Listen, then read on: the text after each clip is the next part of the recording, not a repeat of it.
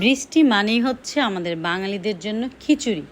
বাঙালি মানে আমিও, মানে আমাদের খিচুড়ি ছাড়া বৃষ্টির দিন যেন একেবারে জমেই না। বাট আজকে আমি খিচুড়ি রান্না করব না, আজকে আমি রান্না করব ঘরে থাকা সাধারণ উপকরণ দিয়ে খুবই মজার একটা বিরিয়ানি। বিরিয়ানিটা এখানে দেখতে যতটা সুন্দর হয়েছে, খেতে কিন্তু তার চাইতে অনেক বেশি মজা হয়েছিল। তো চলেন তাড়াতাড়ি আপনাদের সাথে রেসিপিটি শেয়ার করে ফেলি। আজকে খুবই সুন্দর একটা ওয়েদার, বৃষ্টি হচ্ছে আলহামদুলিল্লাহ। অনেক অনেক গরমের পরে একদম শান্তির বৃষ্টি হচ্ছে। তো বৃষ্টি হলে তো মনটা শুধু খিচুড়ি খিচুড়ি করে, বাট আমি আজকে খিচুড়ি রান্না করব না, আজকে আমি একটা ফাঁকিবাজি রান্না করব, সেটাই আপনাদের সাথে শেয়ার করব। বাইরে বৃষ্টি হচ্ছে, একদম ঝুম বৃষ্টি। আর আমি এখানে একটু মুরগির মাংস, মানে একটা মুরগি একটু ছোট ছোট পিস করে কেটেছি। আজকে মাংসটা আমি ইচ্ছে করে এরকম ছোট ছোট করে কেটেছি, কারণ আমি আজকে মাংস কোনো ম্যারিনেট করব না, খুব তাড়াহুড়া করে ফাঁকিবাজি করে রান্না করছি, তাই একদম ছোট ছোট পিস করেছি। তো এইটা দিয়ে এখন আমি মুরগির বিরিয়ানি রান্না করব, এবং বিরিয়ানিটা এত সহজভাবে করব যেটা আপনাদের কাছে ভালো লাগবে। এখানে আগেই বলেছি কোনো ম্যারিনেট করব না, আমি জাস্ট হচ্ছে একটু আদা রসুন দিয়ে মুরগির মাংসটাকে মেখে নিচ্ছি। আর চুলায় কিন্তু অলরেডি আমি প্যান বসিয়ে দিয়েছি। আদা রসুনটা একটু ফ্রোজেন, জাস্ট এটা একটু ভেঙে দিচ্ছি। ভেঙে দিয়ে এটা মুরগির মাংসের সাথে একটু সামান্য মেখে নিব। কত শখ না, আমারও ভিজতে ইচ্ছা করতেছে, বাট আমি রান্না করব, আমি এখন রান্না করব। এদিকে প্যানে হচ্ছে আমি পেঁয়াজ দিয়ে দিচ্ছি, একটু বেরেস্তা করবো পেঁয়াজগুলাকে।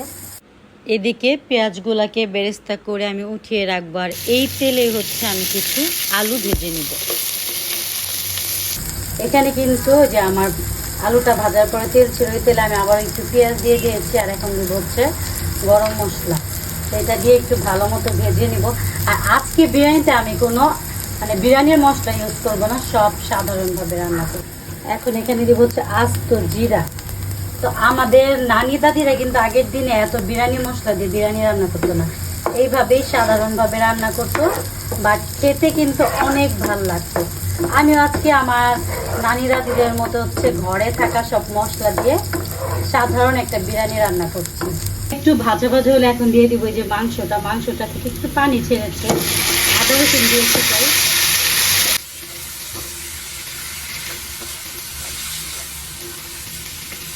এখন এখানে দিয়ে দিচ্ছি ঘরে থাকা ধনিয়ার গুঁড়া। আর যেহেতু আমি একটু স্পাইসি পছন্দ করি বিরিয়ানিতে, মরিচের গুঁড়াটা একটু বেশি দিচ্ছি। আর এখন দিব টমেটো কেচাপ।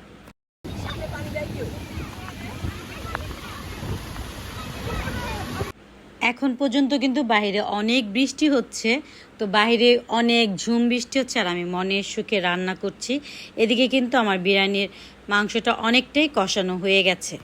অনেক দিন বাসায় রান্না বাড়া হয় না, ফ্রিজ খুলে দেখি লেবুর এই অবস্থা। তো ঘরে লেবু নাই, এখন আমি এই বৃষ্টির মধ্যে লেবু কই পাই? আমার ছাদে আছে কিনা একটু যে চেক করি, আমার ছাদে লেবু থাকার কথা।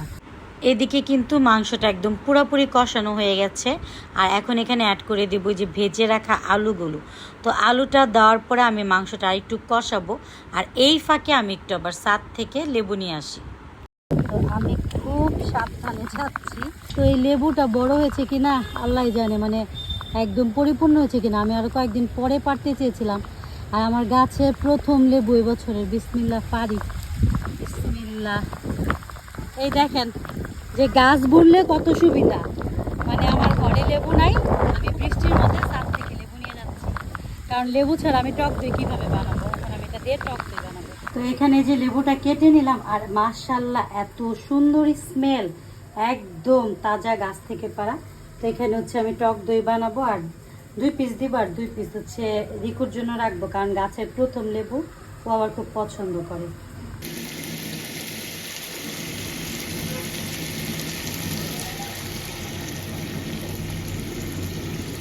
তো সব কিছু ভালো মতো কষানো হবার পরে এখানে আমি অ্যাড করে দিয়েছি চাল। আর এদিকে কিন্তু কারেন্টও চলে গেল, আজকে কারেন্টে অনেক প্রবলেম দিচ্ছে, যেহেতু বৃষ্টি হচ্ছে, অনেক ঝড় বাদল। তো এখন হচ্ছে চালটাকে আমি মাংসের সাথে ভালো মতো ভাজা ভাজা করে দেন এখানে হচ্ছে গরম পানি আমি অ্যাড করে দিব। কারেন্ট নাই, এখন হচ্ছে আমি এখানে ফ্রোজেন করা মটরশুঁটি দিয়ে দেবো। এখানে কিন্তু পরিমাণ মতো পানি দিয়ে দিয়েছি, আর পানি কখনোই মেপে দেই না, আমি আইডিয়া করেই দিই। তো দেখা যায় আল্লাহর রহমতে আইডিয়াটা ঠিকঠাক মতো হয়, বিরিয়ানিটা ঝরঝরা হয়। আর এই দেখেন আমার বিরিয়ানি কিন্তু হয়ে গেছে মাশাল্লাহ, দেখতে অনেক ঝরঝর হয়েছে। আর উপরে একটু বেরেস্তা দিয়ে দিয়েছি, আর এখন দিব ঘি। তো ঘিটা দিলে স্মেলটা অনেক সুন্দর আসে। তো বিরিয়ানি হচ্ছে একদম রেডি। আর এখন কিন্তু আবার কারেন্ট চলে গেছে। তো এখন আমি গরম গরম বিরিয়ানিটা বেড়ে ফেলবো, আর এখন সবাই মিলে খাবো। আর বিরিয়ানি কিন্তু একটু গরম গরম খেতেই বেশি ভাল লাগে, বিরিয়ানি ঠান্ডা হয়ে গেলে খেতে একটুও মজা লাগে না।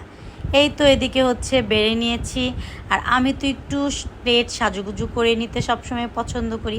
সাথে গাছের লেবুও নিয়েছি, আর একটু ডিমের কোরমা না একটু ভুনাও করেছিলাম, তো সেটা দেখায়নি, তো সাথে একটা ডিম ভুনাও নিয়ে নিয়েছি। এখন আমি লেবুটা দিয়ে সুন্দর মতো বিরিয়ানির উপরে মেখে তারপরে খাবার। লেবুর ঘ্রাণটা কিন্তু অনেক সুন্দর, এটা হচ্ছে এলাচি লেবু। আর বিরিয়ানির টেস্টটা মাশাল্লাহ অনেক অনেক মজা হয়েছে। আপনাদের কাছে যদি রেসিপিটি ভালো লাগে আপনারা অবশ্যই ট্রাই করবেন, আর আমাকে কমেন্টস করে জানাবেন যে কেমন হলো।